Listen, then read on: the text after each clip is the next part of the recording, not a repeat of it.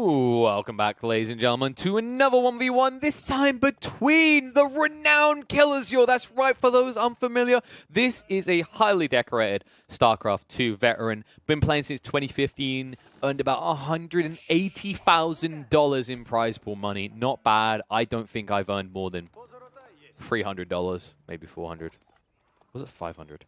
The point is, he's earned a lot more Skrilla than I have from playing games. Meanwhile, his opponent, Mixu, featured on the channel before. Now, Mixu, for those that are unfamiliar, he is a very young-blooded player. I believe he's about 19 years old, Finnish player, and he's been looking to get frisky in AoE 4. He's been playing in the qualifiers, a few of those like stress test cups. Nothing too big because AoE 4 hasn't really had anything monetarily to grab prize pool earnings from, other than, of course, the currently ongoing and upcoming Genesis Cup. But fair to say, he's kind of established himself as a high-ranking player. I think in terms of his ranking, where is he? He was like, I think he was top 100 last time I checked. So Mixu is, competing. Okay, he's fallen out just out of the top 100, but he's still kind of competing in that top 200 range. Kelazhur on the rise. I think he's around the top 50 now. He's really starting to crawl up those rankings. No surprising with such an accoladed professional RTS player. But in this matchup, it is going to be Kelazhur in the blue playing as Russ, and I thought this would be an interesting game because there's another HRE. I feel like you guys love consuming the HRE content, and I can't blame you. I feel like this nation, like this Civ and China, to me, are the puzzles right now that people are trying to solve the most. We've seen how people kind of can make Rust work, right? Especially that late game boom. We've seen how Abbasid Dynasty plays into a solid eco boom that ekes out an advantage. We've seen how people use France in every freaking way to win every freaking game. And we've seen how everyone has learned how to Mongol rush. In fact, most of us have gotten bored of TC rushing. We had to move on to things like scout rushing, which... God, why am I going to post that video? I shouldn't show you that. But anyway, the point is that HRE has been less treaded water for players, same with China. HRE, I still think, is an interesting faction to look at from a mid-game perspective. Everyone seems to focus on the very potent eco-booming via the prelates, which boost your gathering rates by 40%. So a lot of people play for this ultra-late game where you turtle up, and, you just go into the full bulky infantry hyper late game, supported by artillery, and that's the play. And then, of course, because you have so much gold intake, you can also still go for knights, which, even though your knights are kind of inferior to other factions, it's knights, dude. It's guys with swords on horses. They got to be strong, right? Instead, what I really like to see from a lot more of these players is an investment into a Tech 2 mid-game timing where you essentially, with your extra gold, food, whatever intake, invest into a much stronger infantry army than your opponent can put out. We're going to have to see if that happens here from Mixu, though, or if it's something later. Kelazhur and him are more or less matched in terms of build-up time here, and they've committed a similar amount of workers. So Kelazhur will beat Mixu to the second age. He has also gone for the Golden Gate, which is a solid choice up against HRE, because even if the HRE player wants to get aggressive early, he doesn't do so with horsemen or cavalry traditionally. You can get a few horsemen, yes, but not strong diving type units like knights. So you don't tend to get punished for going Golden Gate against factions that can't utilize early knight rushes. And by the way, it's important that he does keep up in this regard, because when you're up against a player who is playing HRE, you do not want to fall behind eco if this turns into kind of a stalemate situation, as they will just boom hard. Which they'll definitely do with the Aachen Chapel. You see, guys, if you want to say the word Aachen correctly, I've got a German in chat to confirm this is Aachen. It's got to be phlegm-filled, okay? Dutch and German words, am I right? But yes, make sure you are amply phlegm-filled when you say the word Aachen Chapel. And let's discuss what that does. This thing is actually amazing. It's ridiculously good value, and I feel like 95% of games you should probably take it. Maybe 90%. There are slight rush situations where the blacksmith is better. But it's very rare. What this building does, compared to the blacksmith that just makes tech research cheaper, not even faster, by the way, is the Aachen Chapel makes everything faster as it applies the gather rate buff to everyone in the AoE around it. The AoE, by the way, is about this big. It's like half a screen, maybe a bit more. A circle around. Interestingly enough, by the way, he hasn't even garrisoned his prelate. Where is his prelate? Am I blind? Wait, lad. Okay, his prelate is literally just standing here blessing people right now. I don't know what Mixu's doing right now that's distracting him from putting him in, but this is a huge misplay in the early game. You're missing out on so much additional buffing. Remember, like, he's almost capped on these food villies alone, but if he sticks him in the chapel, there it is, finally. So he sticks him in. Now the gold miners, at least half of them will be buffed. The wood line will also be buffed when they return. See, this is the thing about this cool placement. You just about run in that you grab the buff for 30 seconds. So he's getting huge efficiency plays right now. And in fact, his income per minute should boost far past Kelazhur's as long as he stays near the villager count. Yeah, he is actually spot on. So you'll always be one villager behind when you invest in a prelate, remember, because you build the prelates out of the town center only in the start. But it's totally worth stopping off for the prelate first. The cool thing, by the way, that I didn't highlight is the fact that if you really need proof whether it's worth going for a prelate in the early game, notice that Mixu matched the tech up timing of Kelazhur despite the fact that he stopped off for a prelate first, which 1, slowed his villager production, but 2, spent 100 gold. So he basically spent his starting gold and yet still matched the tech up timing of Kelazhur, who's playing Russ, who not only can go for gold early if they choose, which he didn't, they can go hunting. So Russ typically get a very quick timing, is what I'm looking to tell you here, on their tech 2, simply by hunting deer. Which I think...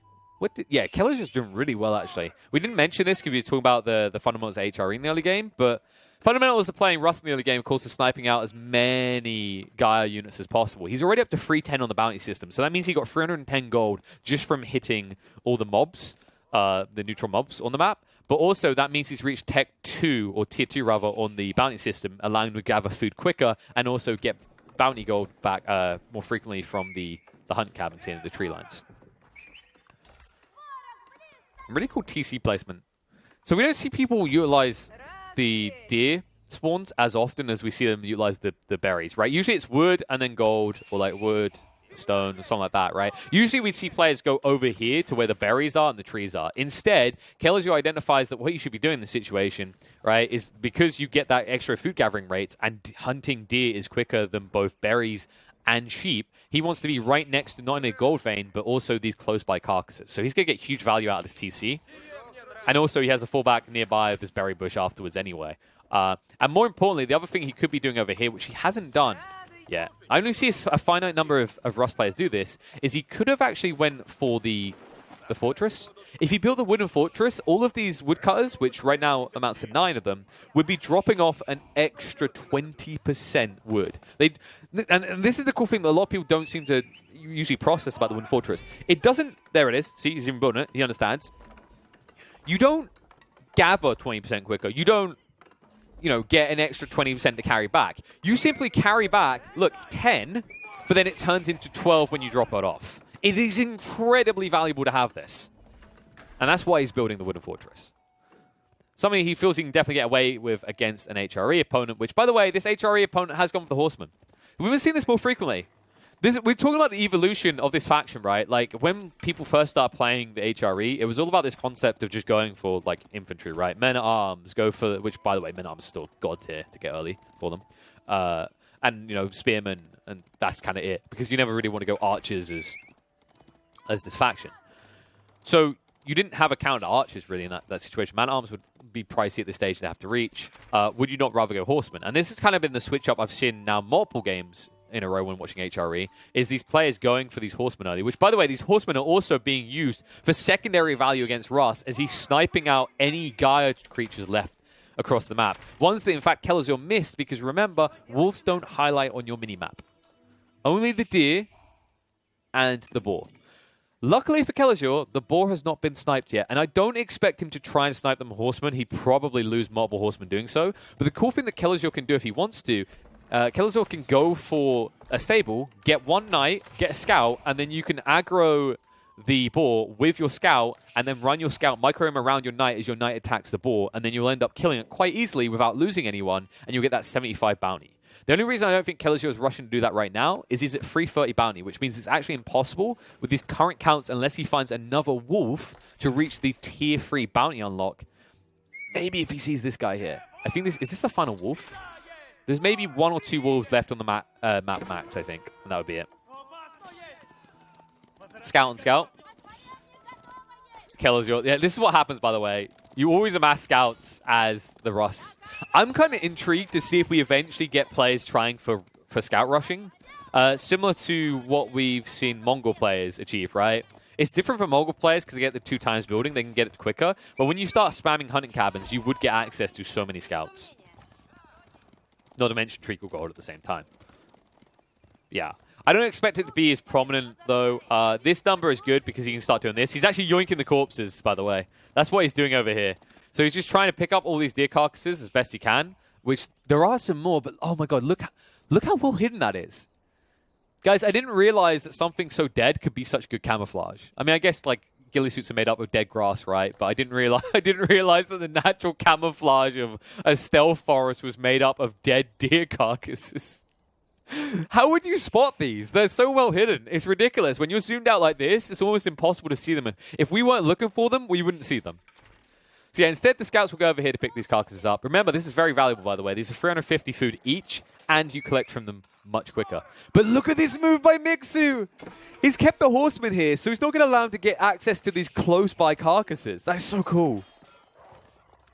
Meanwhile, oh wow, Kelazhur scout army. They scout out this... I know. They scout out this spearman trying to bring back these wolves. This is a huge value for Kelazhur, by the way. So now he gets these 2 wolves. He can actually still reach the tier 3 bounty system just by going after the remaining 2 boars, which haven't been assaulted yet. That being said, he has revealed his scout's location. So look at the move by Mixu now, charging in. He might actually kill 1 or 2 of these scouts if he micros correctly, but it's very hard because remember, they're equal movement speed. So once you break past, you should be fine to escape. And yeah, this is the moment where Mixu won't catch Kelazhur anymore. Kelazhur will make it back with these carcasses. I mean, I say that. He's actually... Wait, what? Oh, I'm mistaken. My apologies. I forgot. Yeah, scouts are 1.62, so he's keeping up. However, with the arrival of the archers... Oh, no! He's going to lose these archers! Big mistake from Kelazhur. He brought the archers out without any protection. So a few of these is just going to get ran down by the horsemen. It's at least worth it, though, from Kelazhur's perspective, because he did protect his incoming eco, right? He got all of the scouts back to base. Saving Private Ryan is complete. And now they can efficiently gather from these deer carcasses right in front of the TC. Really well played by Kelazhur. And also, walling over here is going to be fantastic in this game. So, remember, Rust get access to the fortified palisade walls. They just have outright better value out of palisade walls. They can't build stone walls as the condition, though. With that being said, HRE, not interested in more aggression. Look at this straight away. Mixu just going for the Regnitz Cathedral. And when we look across at his opponent, I don't see any comparative move. Look at the eco. Kelazhur's nowhere near ready teching up. And I think the real big giveaway for Mixu is when he ran a few horsemen in and sees this many archers, he has to know his opponent is kind of vested in staying in the feudal age a little bit longer than he is. So he's just going to look to eco boom up and tech boom up like we see so often out of these HRE players. I say eco, but it's tech boom. He hasn't really eco boomed. Although Kelazhur is close to the tech up now as well. So he's about to hit the 1200 food. He's just staying below it for the moment. Loads of gold, by the way. We haven't even talked about how much gold surplus right now Kelazhur has. This is kind of nutty. I'm wondering if he's considering going for some knights. But then again, when you're up against HRE, it's a little bit more risky simply because HRE players can build into spears and they can move them 10% quicker with a unique blacksmith research. This one right here, marching drills. So your spearmen, while they'll still get kited out by the knights, it won't be as easy to kite with knights compared to other factions spearmen. Cut off attempt. Nah, he can't bait him in. Mixu was trying to actually bait his opponent in. He even went for multiple scouts himself now as well, actually. Give that vision advantage. And yep, there's the men-at-arms. So this is a really important kind of pivot right now. You just want to get into the men-at-arms knowing your opponent has these archers. If you can hit a decent clump of men-at-arms, like maybe 20, then you can actually just plow in. But I don't expect that for another 2-3 minutes at least. In the meantime, we are seeing the cathedrals come out. So this is going to be a big deal. If he can get his hands on at least 3 of these relics, which he will because his opponent is not even teched up yet, then he will get a huge gold treacle. Because remember, any relic placed inside the Regnitz Cathedral produces an extra 200% gold per minute. You can see he's already moving out with this lad here to pick one up. I think he sent... Did he send someone over this side? Is he already returning with one? No. So I think that's his only lad right now. Yeah, so he's just got the one. In terms of relic placement, these ones are actually quite well balanced, I'd say. Compared to previous generations of this same map, this is a lot fairer. And yeah, this is a double value, by the way. Whenever you're going out, always try and do this. Whenever you're going for the relics, always target the ones next to sacred sites. Because remember, you cap that sacred site, you're instantly getting an extra 100 gold per minute, and then you can pick up the relic nearby in return. It's how you make prelates or any religious figures going towards relics an efficient investment, is by making sure that you use them to get the sacred sites as well. There's the tech ups. Kelazhur now into tech 3. This should be where he goes horse archers, by the way. Horse archers would completely annihilate HRE. I've seen the HRE players regular. I've seen the builds they go for, and they really suffer up against horse archers.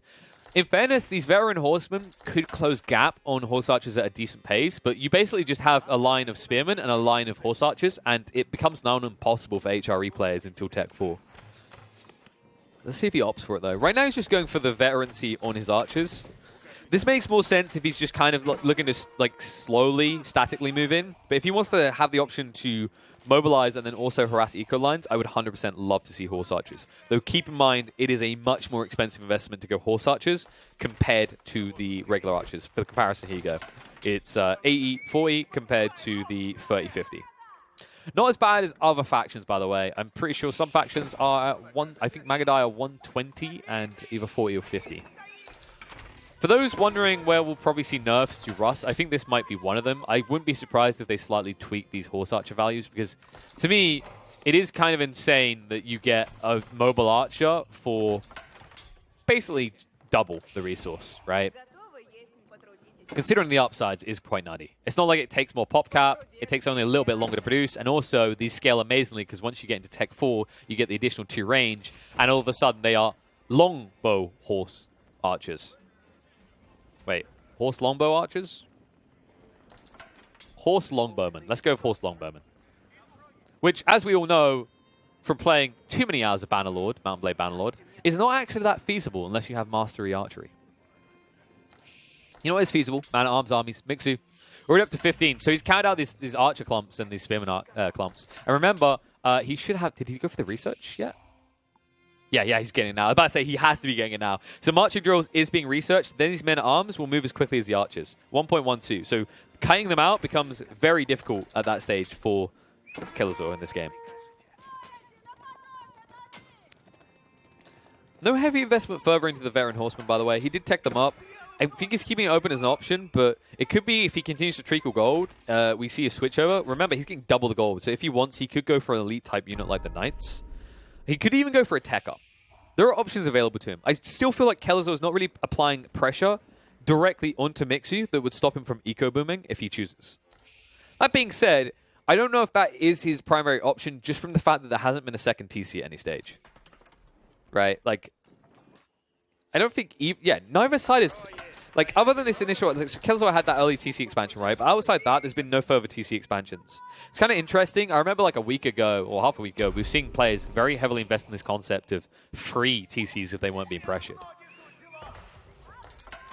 That being said, Kelazhur, you now see his income starting to boost past Mixus. The reason, by the way, is because he has this high trade house. Now generates 110 a minute, and he can begin to build more hunting cabins if he wants. At this point in the game, if I have surplus wood, I actually love to just stick a person on hunting cabin duty just to build along these tree lines, because it trickles in so much gold as the minutes go on. That being said, where it becomes truly valuable is when you go and hunt these boars, because currently he's at 410 bounty, and he still doesn't attack the boars at all. He is full-on walling, though. Look at this. A wide coverage. This is smart play, by the way. This will give him access to a marketplace route if he wants to go for caravans, which we don't usually see from Rust. But what it gives you access to, more importantly, is double big boy gold veins. Look at this right now. What is this spawn, actually? Now that I think about the generation, the relics were reasonable, but this is not. Double gold vein in your own base as a party. What does your opponent have access to in comparison? Small gold veins. There's one here, one here. This one's far out in no man's land. And he already mined one. Like, this is so unfair. I think this is actually so unfair for Mixu. This generation was not kind. This is disgusting. Fight over the center. Mixu gets the keep down. Primary fight is actually continuing here. We were just going there just in time to see it actually resolve for the moment. So plenty of man-at-arms here. And with the keep down, that should force Kelazhur fully back. Mixu's like, I've had enough this generation. Screw you. You want your side of the map? You can have it. I get 2/3, you get 1/3. And he even gets the Mangonel on the retreat. And now wrapping around on them, the Mangonel might struggle to get full value. Meanwhile, a lot of these archers are going to die. So they will back away. Full retreat now coming out from the HRE. Mixu, remember that extra 10% movement speed disengages quickly. He needs to get his hands very quickly now on Springalds. Let's see if he makes the switch up. All in all, this keep This means he secures the second site. Now he has extra gold treacle. You have to be feeling fairly comfortable if you are Mixu here. I'd say that. One thing that I'm not comfortable with is how many relics he missed out. Oh. I was looking for them on the map. I was like, there's no way that Kelazhur got all 4 of these relics, but he did. Kelazhur is a big boy right now. He's treating them 400 gold per minute. This measly 1 relic that Mixu has, yeah, it gives you 300 gold, but you're not actually getting the critical mass you're looking for, because remember, you can only get 3 maximum, but that would put you up to 900 gold per minute. And you just won't get it. And now look at the income per minute. Kelazhur is getting double. Let's not talk about the fact that surplus is also there, so Kelazhur can switch into whatever unit type he wants, whereas Mixu is much more limited, which is why we're not really seeing many siege units yet.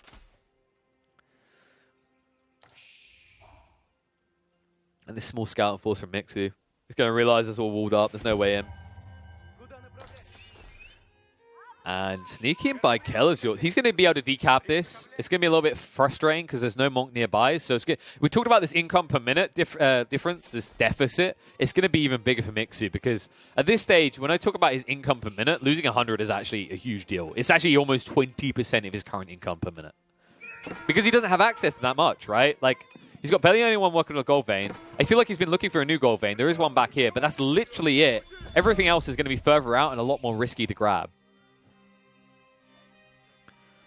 This man-at-arms move around. In terms of upgrades, which ones did he go for? Yeah, so he went for the two-handed. Interesting. Two-handed is the upgrade that you can get that makes you more effective against cavalry, if I remember correctly. It's large units, basically. Whereas if you go for the mace makes you more effective against... Oh, no, sorry, mace is the heavy one. Yeah, sorry.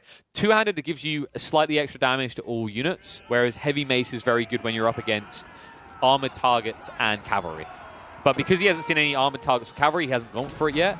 Keep in mind, once you do go up against that, it's worth getting heavy maces because it evens out in terms of the kind of number that you run away from a fight. There are actually nice detailed threads on this. But basically, 2 heavy maces, if you're up against heavy like armored targets, is better than two-handed. Otherwise, two-handed slightly ekes an advantage.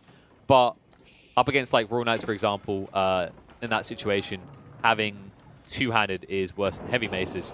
But once you get both of these research, it evens out to about an average of the same. This is much better than what it was in the stress test and the beta because I believe it was completely bugged and it was nerfing the crap out of the attack speed to a point that it was actually better to not research two-handed at all than get you... Oh, I think it was heavy maces, actually. I think it was like, in general, both of them were just bad to get. But I'm glad they fixed that. Also, lance decks feel a little bit better. I think they must have given a slight tweak to them. Lance decks definitely feel a little bit stronger. It might just be that people got better at utilizing them as well. Lance decks, for those that aren't familiar, they basically have this AoE damage in front of them, right? They swing their swords wide, but they are very squishy. Just look at the health, right? So man-at-arms 170, then you look at lance deck, it's 80, and not much resistance either. So the way that people were misusing lance decks is they were literally just building a Zerg army of Langschnecks, and they were just dying instantly to like 1 or 2 Mangonel fires. The way you should use them is how he's done here, where he's got 3 or 4 of them, right, and they're just scattered in the man-at-arms lines. So the whole idea is you get spread damage, you get value, but you're not paying this absurdly high price of investing in a whole army of Langschnecks where they cost 100 gold each. That being said, I don't know how much value you get when Kelazhur has this formation. He's actually gone for the staggered formation, which is very effective against the Langschneck and against the Mangonels. He's charging in now. The Warrior Priest fighting. He needs to back away. This is a huge damage buff coming out right now for the man-at-arms and the archers that Kelazhur has. So you can see them charging in, +2 damage, +1 armor from the Saint's effect. So he has to retreat fully. He does still have a slight advantage being under the keep here. Mixu's going to back up, forcing his opponent deeper into the zonal fire of the keep. And that's where they have to retreat. The man-at-arms almost dead for Kelazhur. He will have to back up completely here. He'll probably be chased all the way back to his artillery line, and even that might have to retreat. And is anyone going for the tech up? Kelazhur is still food capped right now. He could actually trade so much this, though. Look at his gold. Current resources are huge for him. I think if he trades and goes for an imp timing, he's going to be so strong in the next 4 minutes compared to Mixu, who doesn't actually have the economy to get that tech up. And yeah, Kelazhur has begun it. He's building into the Spasskaya Tower. Those that aren't familiar with this, it's basically just a better keep. Think it doesn't have extra range like the English one, but what it has is it has all the upgrades that you see here. All this crap is already researched for this tower.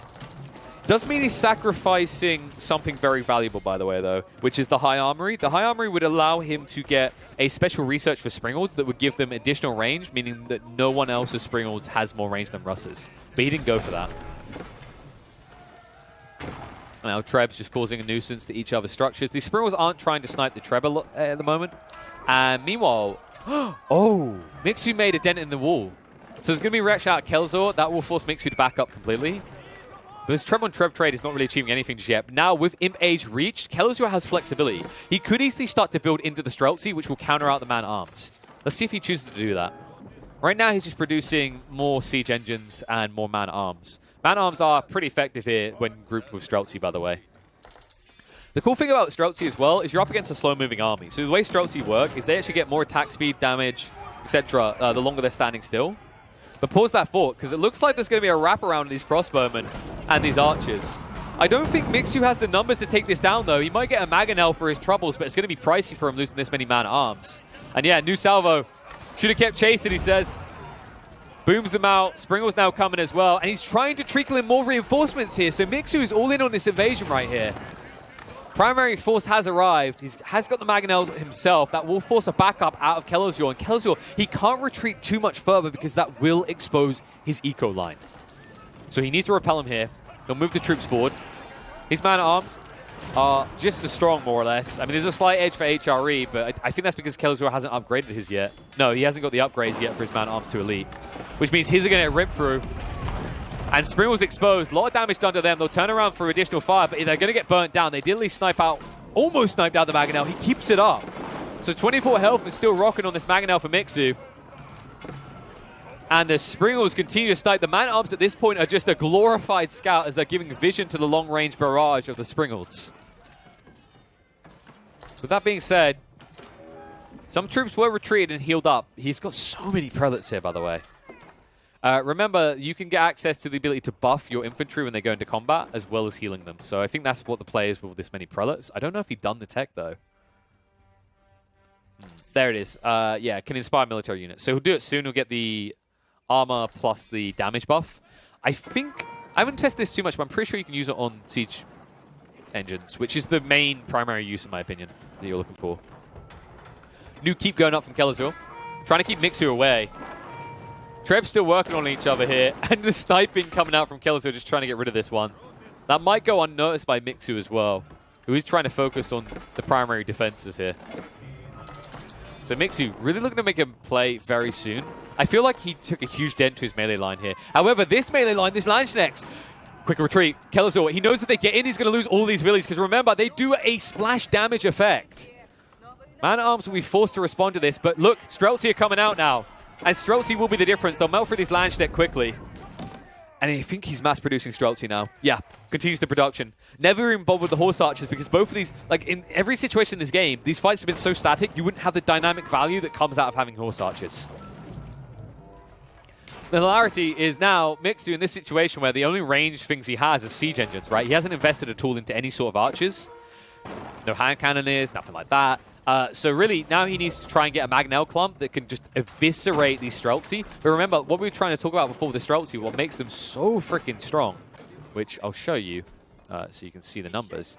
So the way it works is Streltsy, static deployment. Every 5 seconds they stand still, they gain 10% attack speed and free damage. It caps after 15 seconds, but this means that in a long combat where you're slogging at each other, even if you start to take advantage of Mixu, it can feel like it's backfiring quickly if you can't immediately reach the Streltsy. Not to mention the fact that there's like an initial 5 seconds or so where the Streltsy are already standing still and firing at you while you're trying to gap close with your melee line.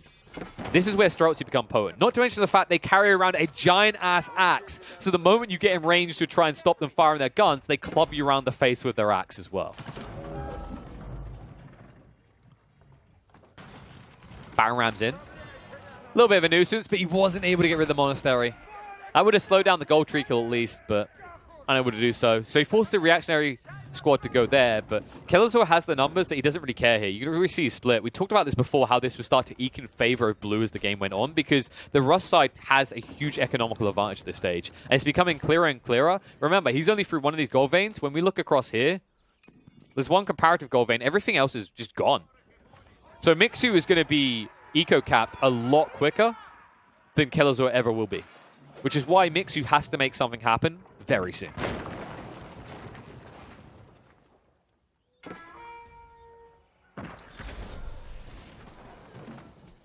And every probed attack is just being repelled. Kelazhur has divvied up his forces perfectly here.